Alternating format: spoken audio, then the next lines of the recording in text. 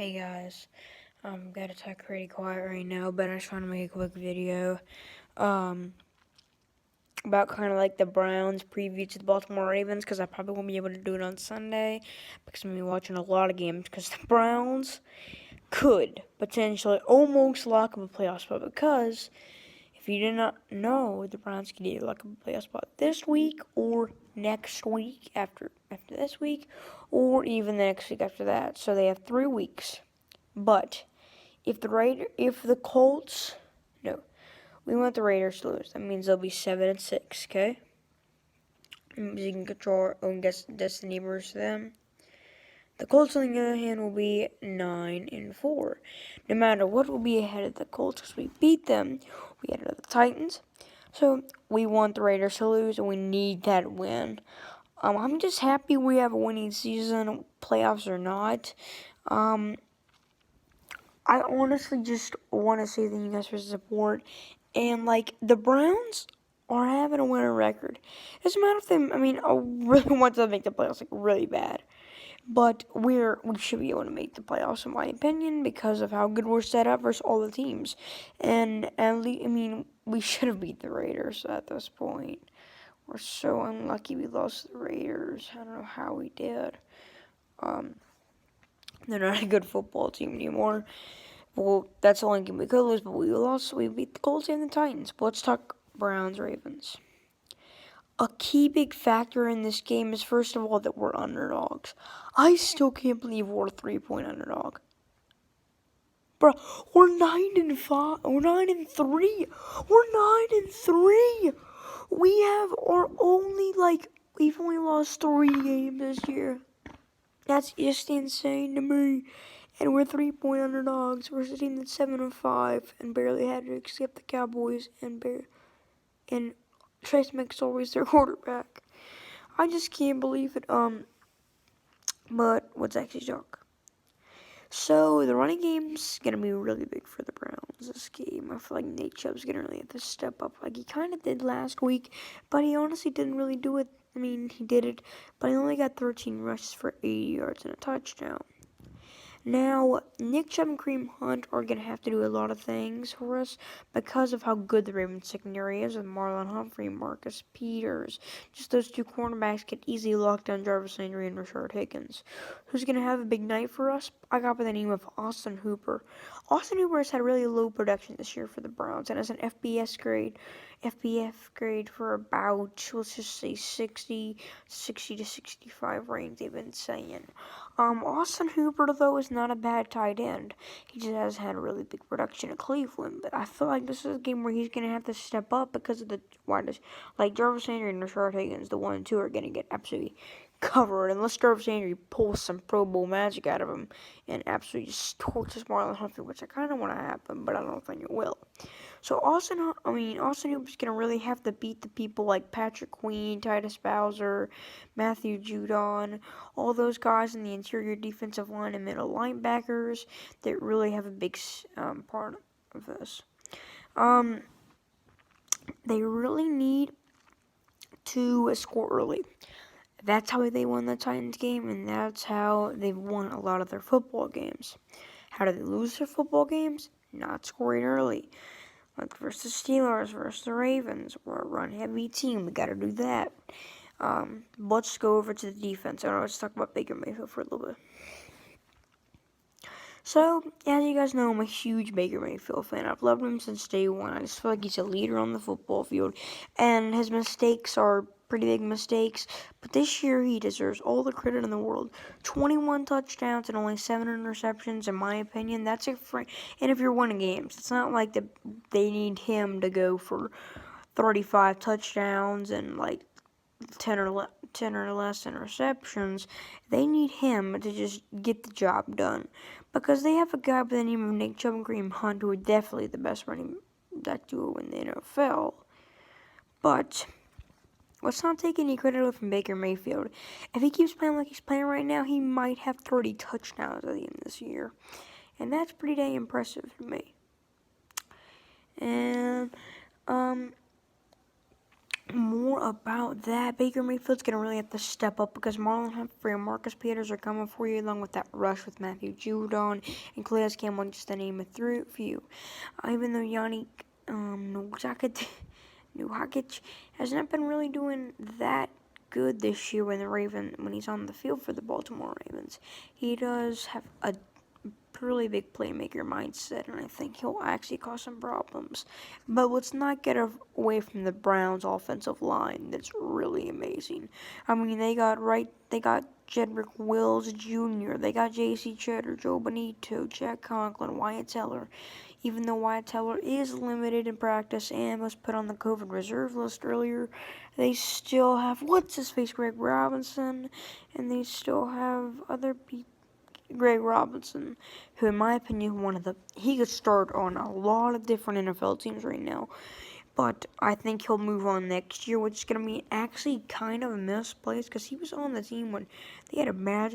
Honestly, I think 2018 was a year to remember, because even though this year's a year to remember, which I think Cleveland Brown fans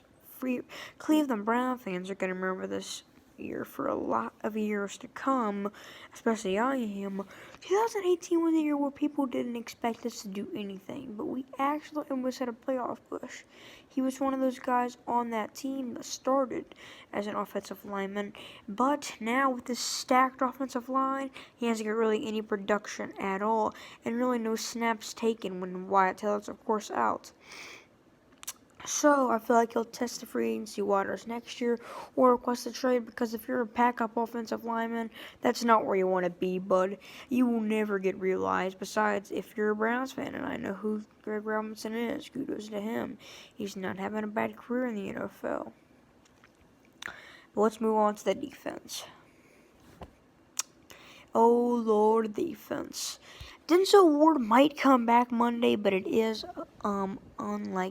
unrealistic. I do not think he will come back, because even though we need this game, this is not an absolute win or die situation, which it is a must-win game, but it isn't like if we lose this football game, we're completely out of the wild card race.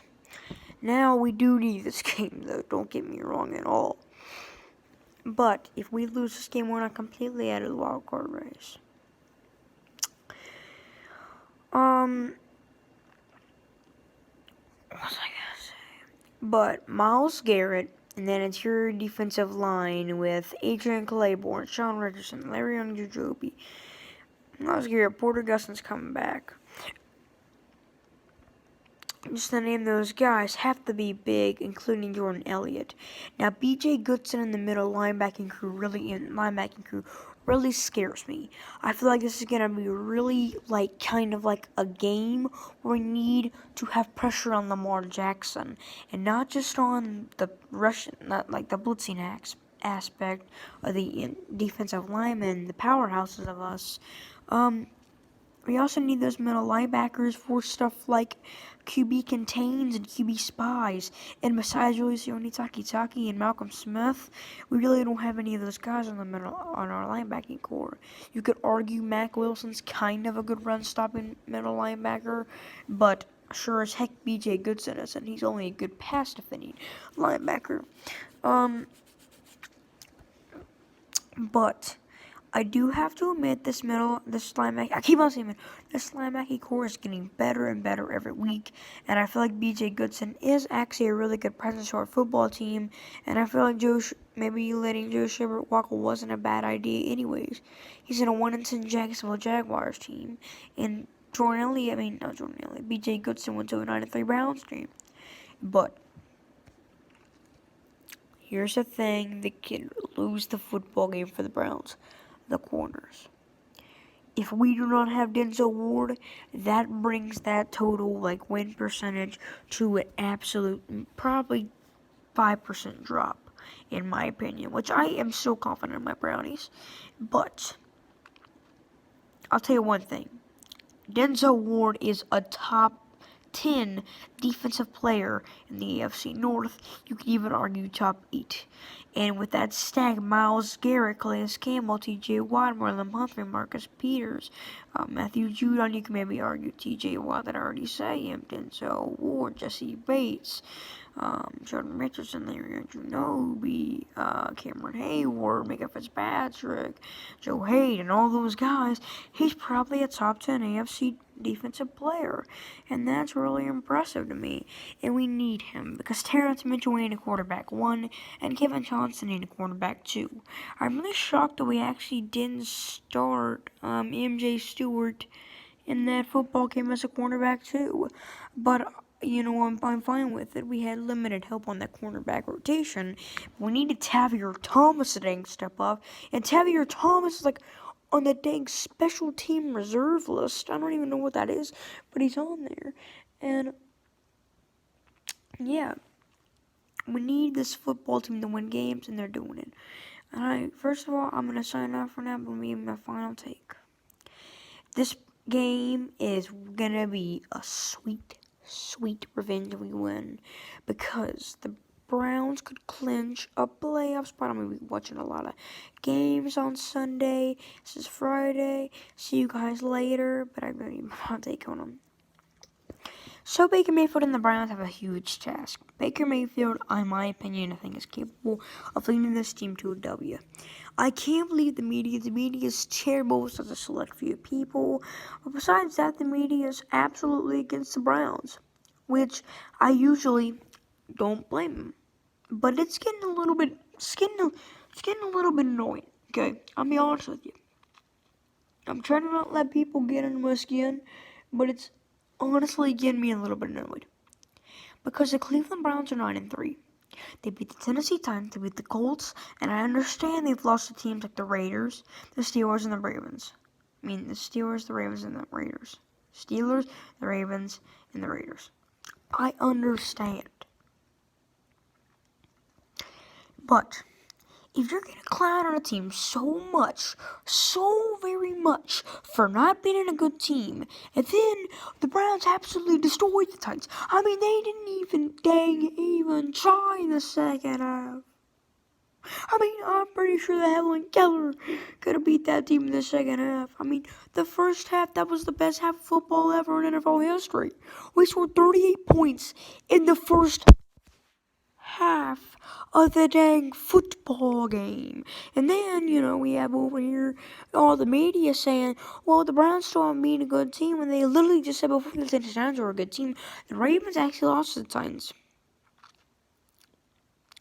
The Browns killed the Titans. I just don't understand it anymore, and this media crap. I'm gonna see you guys later, but more about that. The defense needs to step up. Denzel Ward needs to come back. Myles Garrett needs to play big in this game. Maybe get himself back in that defensive player of the year race. But see you guys later, and peace.